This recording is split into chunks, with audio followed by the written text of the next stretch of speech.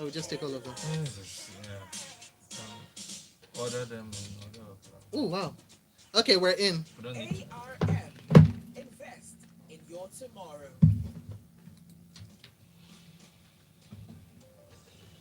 Smooth 98.1 here. We are gone past 7:30 for a Tuesday morning. This is Freshly Pressed on Smooth Breakfast. For Smooth Breakfast, I'm Chuck Martins. I've been with you since 6. I'll be with you up until 10 o'clock. And for the next half hour, joining me in the studio, I've got Justin EJ. Good morning, Justin.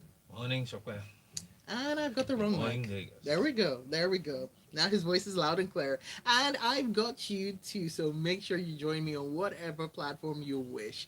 If you're listening live right now on radio, then you can send your WhatsApp messages into 0809 440 981. You can also tweet at us. We are at Smooth981FM on Twitter. On YouTube, find us Smooth981FM or youtube.com/Smooth981FM Lagos and leave a comment up on the live stream where we are right now waving at you. Okay, so getting straight into the stories, Justin. He's all dressed and ready and prepped for this. So, getting in, we'll start off with this one that comes in from the Vanguard newspaper. CVR. INEC insists on July 31st deadlines, says double registration invalid. And we actually heard from the resident electoral commissioner of INEC FCT, Alhaji Yahya Bello, who made this known at a news conference on the commission's state of preparedness for the 2023 general elections. And according to him, all CVR activities except the collection of already printed PVCs will be suspended on the 31st of July, Sunday the 31st of July. He also said that the commission is doing what they can. They've increased their opening hours to 5 p.m. daily, including on the weekend. So Saturday, Sundays, you can go over to your local INEC office, apparently. And according to him, and this is where it gets a little salty, Justin. According to him, this was Very done salty. to accommodate the reawakening of those who now realize that they needed PVCs at the last hour of the program that has been ongoing for over a year. Very condescending remark. Very insensitive remark. And not from someone in that position. He shouldn't be saying that. But be that as it may, we are where we are. The process is ending in about 6 days, right? Mm. So if you have not done it, please go out there, do the online registration, and then go do the biometric. I read something that made me realize that some people actually thought that the online registration was all they needed to do. They didn't need to go in for their biometrics. So that speaks to voter education. Not that the information is not out there, but maybe it's not amplified enough. So Well, please, if you do your online registration, it will take you to a page where it tells you to do your biometric registration and gives you a date and an you know, appointment time, you know there's a which, huge you know, swathe of people that if are you not go to the local familiar with these office, things. will not actually be kept. But Have you okay, seen those crowds? So it's yeah. chaotic. Yeah. So the point is, please, you need to complete that process. Number one. Number two, if you have requested for a transfer, for instance, Mm. right, also of your voter registration unit or your polling unit, also know, and you need to replace your PVC, you also need to apply for that separately. It's all on the portal anyway. So we have 6 days to go, guys. Let's do this. Circling back to the statement by the spokesperson for INEC, you shouldn't be saying things like that, sir. Voter apathy is a thing, right? The fact that people have been re-energized, reawakened, is something that should give INEC joy. I mean, that's your mandate. Put PVCs in people's hands. Register voters, put PVCs in their hands. And a whole lot of people couldn't be half-assed to get it done. For some reason, let's not get into that. A huge part of the population suddenly realizes we want to do this. They are now engaged. Do everything to see them through. Don't be throwing shade by saying what were they doing since. But wouldn't that be the joy that you talk about that should be Yeah, it should be a good present and thing. alive Yes, in the our people are commission? now engaged. Wouldn't that be for a commission that's well prepared? Despite the fact that INEC has been telling us at length and for some time now that they are well prepared to meet the demands of the voters and registration, we have seen that, well, in a number of cases, they are not. In a number, oh well, yeah, in a number of cases, I would say they are largely not prepared. They have the budget, they have the money. Let's see what they do with So it. where did it all go But wrong? that's That the beauty of this new engagement levels, because whatever happens come February 2023, this Mm-hmm. engaged population will hold everybody's feet to the fire, INEC inclusive. That thing you call continuous voter registration, you will be tasked to make sure it is continuous. That's the key word. And every time I talk about it, continuous is the key word. All right, we've got to move on now. So we're going to take a look at this next article, which comes in. And to be honest, is this an article or is it a book? Because we've been discussing this. It's quite long. Comes in from This Day newspaper and touches on a number of things. But let's talk about the two that are touched on in the headline. So the first is federal government procures 6 more attack helicopters as terrorists release 4 Kaduna train passengers and keep 39. So the first tranche of news, we heard from the chief executive officer of TUSAS, which is a Turkish aircraft manufacturer, Mr. Temel Kotil, yesterday announcing the sale of 6 T-129 attack helicopters to Nigeria. And this may or may not have any relation to President Tayyip Erdogan of Turkey recently visiting Nigeria. Like I said, may or may not be unconnected.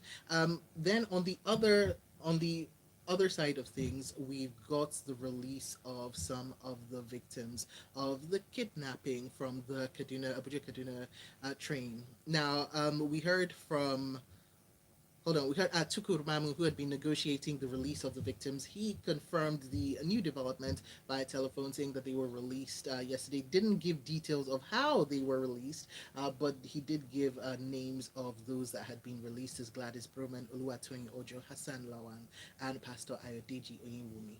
So, I mean, I cannot be grateful, more than grateful, for the fact that we have these four people who have been released and confirmed alive and are, well, can now get to being okay. But then what about the rest of the kidnapped victims? You see, um, this plays into the larger narrative about what exactly is going on in this country right now. These people are being released piecemeal. We had the jailbreak recently. There was talk about whether there was a negotiated two-way street on that issue vis-a-vis release of victims or not. People are coming out to say, "Oh, my family member was kidnapped. They paid a ransom." The government is saying, "Oh, we are negotiating." What it are we paying ransom or are we not paying ransom? Is the government involved? Is the government not involved? If it's tacitly agreed that, okay, let's pay them the ransom and get these people out, why are you doing it piecemeal? Get everybody out, right? Um, Well, Justin, I'm not sure about whether what kind of government involvement was in with the payment of the ransoms, because we'd heard from the family saying they had paid the ransoms. And one interesting quote, if I can find it, is from one of the family members whose brother has been in captivity, Imran Ahmed, who said, "We don't have," I'm going to quote him directly, "we don't have confidence in the federal government. This is not the first time the federal government is saying they're on top of the situation. If I remember, I have seen the president's directives on 4 occasions yeah, directing the security chiefs that they should do whatever is necessary to rescue our family members." But you can imagine, today is 121 days 21 that they days. have been in captivity. And so it goes back to the idea of the action behind the words, right? Because we, as a people of Nigeria, have we lost confidence in the words that the people in positions of power and authority, security, governmental, whatever, have we lost confidence in their words? I wouldn't even put too much premium on their words, but let's look at the actions. Let's look at the Well, results. because the words promise action. Well, I've never been one to judge people by words, really. So I will persist on this is what you've done, regardless of what you're saying. Mm. You have failed consistently, right, to provide the necessary safety and security. Which story are we going to talk about? Which one are we not going to talk about? The federal capital territory is under siege. So, not to lose the other element of the story, we have new attack helicopters. Well, some years ago, we celebrated when we heard that we had A-29 Tucano fighters coming in, and when those jet fighters come in, the terrorism is going to end. It's going to be technically, no, we were Yes. told they have been technically defeated. We're just waiting for the fighters to arrive. Okay, now we have new attack helicopters inbound. Well, security, that's why they talk about it as security architecture. A tool is only as good as the workman wielding the tool. I could give you submarines. I could give you Warthogs, A-10 Warthogs. I could give you Apache helicopters. I could give you Black Hawk helicopters. But if the people who are wielding this hammer of the state are not intending to swat the fly with it, then it's of no use. Schools are closing down in the Federal Capital Territory as of yesterday.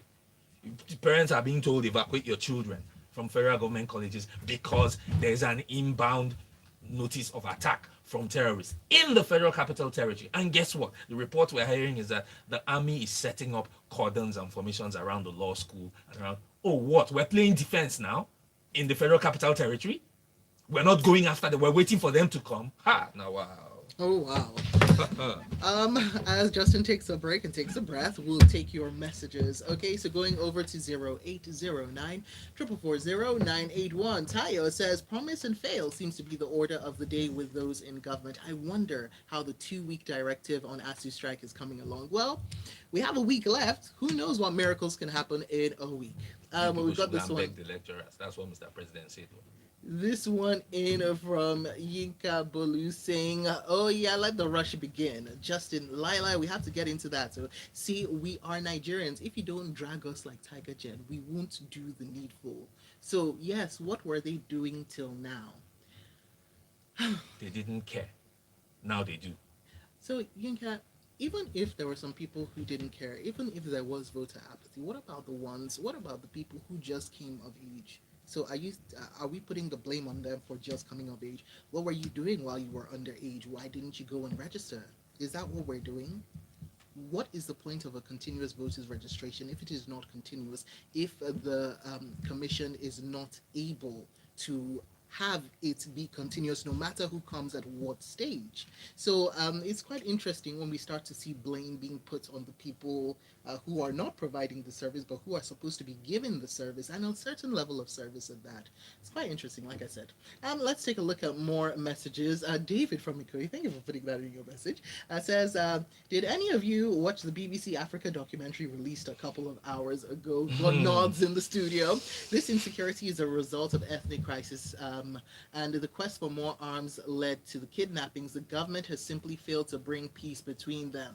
Got this one in from Idima Puza from Surulere saying, I'm tired of Nigeria's everyday problems. The only good news in Nigeria today is Toby Amuson's breaking the world record in women's hurdles. Congratulations to Nigerians. I'm still buzzing from that. And there's a Brume. Oh, it's a broom is so silver. Hey.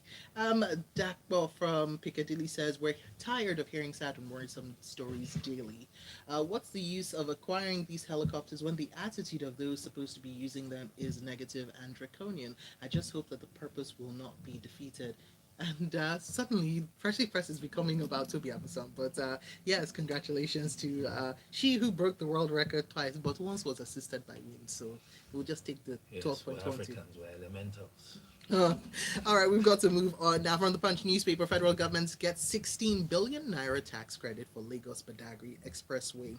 Now, let's get into the other side of the story, which is the back and forth that's going on between the Minister of Works and Housing, Babatunde Fashola, and the Ogun State Governor, Dakwa Abiodun, because on Monday we heard from the minister who declared that no state could give the Federal Ministry of Works and Housing an ultimatum concerning the construction of a federal road project. And this, of course, comes after the words that were said on Saturday when the Ogun State Governor gave the federal government 2 weeks to fix the Shongota Abelkuta Road.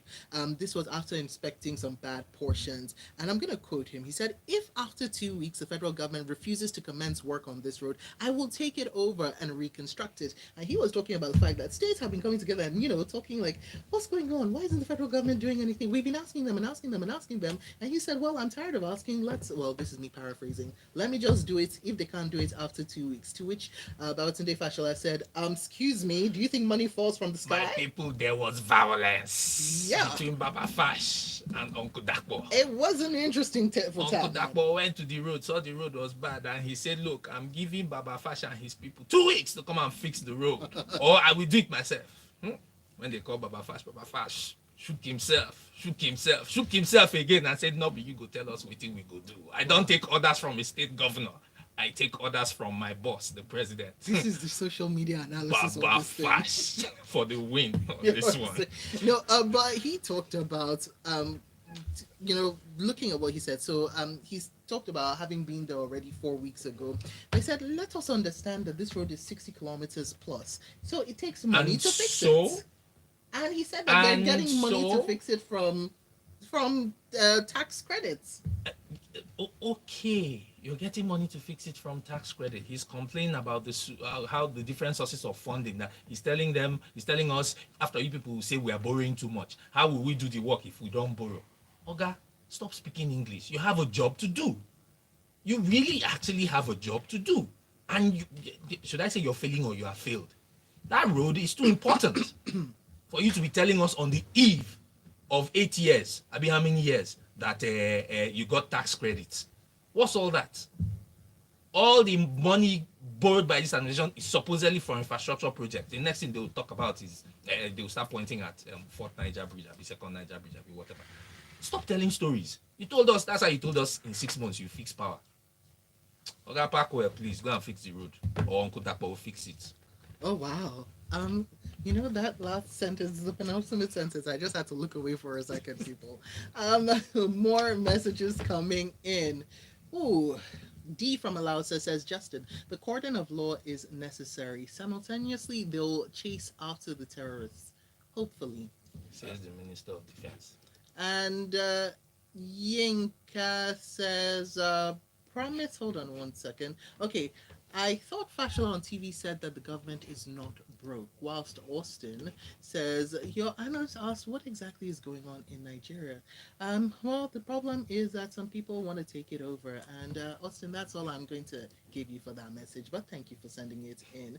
Not Justin, Jerry says, please, what is really happening to Nigeria? Why is all this happening and no one is doing anything about it? Where do we run to? Oh, well, We'll all go to Dara. if you were listening to Business Express at 6:30 today, lots of dollars have been spent and have been taken away to go and study abroad. That's all. Okay. Alleged fake bishops at Shetima's unveiling kick and present proofs of ordination as Justin takes a deep breath in preparation. From the Vanguard newspaper, this comes. Now, the clerics maintain that although they graced the occasion without the consent of the Christian Association of Nigeria, they were not fake preachers as being portrayed on social media, and they exhibited their ordination certificates and proof of their ministries. And the real story is... Okay, we've heard. They are real bishops, Abi. Good for them. They endorse Shetima, Abi. Good for them. We saw them on television changing their castles in the car park, Abi. Good for them and their congregations. Can we move on? They say religion doesn't matter, right? So let's move on. Why are they doing? They're doing too much. You want to prove to us that you're real? That alone should tell you something. Well, we're going to take a very quick break now, but when we get back, even more here, and I'll be taking more of your comments up on the different platforms. On Twitter, we are at Smooth981FM. On WhatsApp, the number is 0809 4440981. And of course, your comments up on the live stream, youtube.com/Smooth981FM Lagos.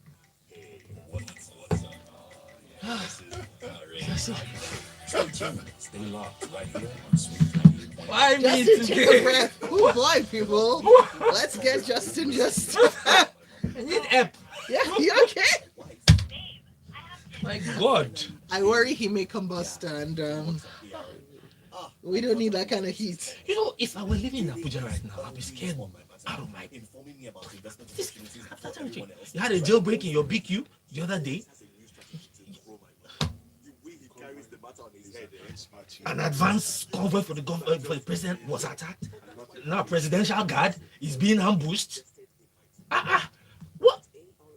Isn't that interesting? This must have been how people were in London in World War II and bombs started dropping. Okay, here we are. And Oga is going for Independence show at Liberia. He's out today. Okay, we're coming in.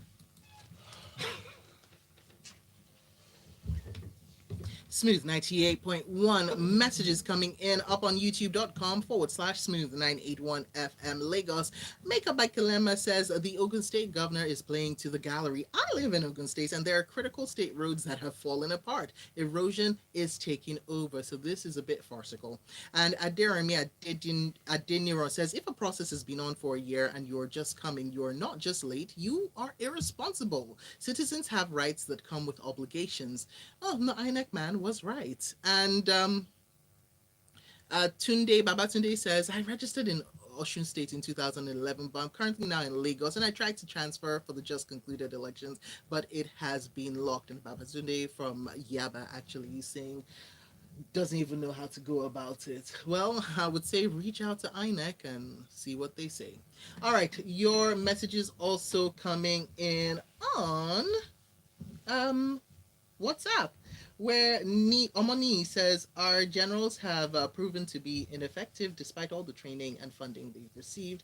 The former governor Fashola has failed to rehabilitate Lagos Abeokuta Expressway for 7 years. He's only interested in erecting toll gates everywhere, and the party in power has failed to implement the changes it promised Nigerians in 2014 and does not deserve to continue in power in 2023. I hope Nigerian youth and their parents will come out to vote in 2023. Well, if they've registered and they can get their PVCs, why not?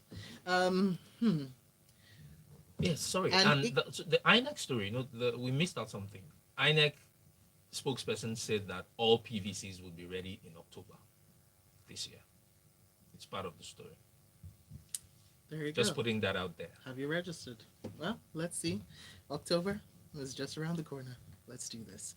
Okay, so moving on now, we have got more stories to get to. And this one in from the Vanguard: proposed ban on donkey slaughtering will render 3 million Nigerians unemployed. That's what the Donkey Dealers Association, from here on out to be known as DDA, has told the Senate. Despite the fact that, well, hey, donkeys are categorized as an endangered animal under the Convention on International Trade in Endangered Species of Wild Fauna and Flora, to which we, Nigeria, are a signatory. Anyway, so he spoke yesterday in Abuja, and that's what he has to say. Your thoughts? Context. So apparently there's a bill in the House to ban, as we do, ban donkey slaughtering.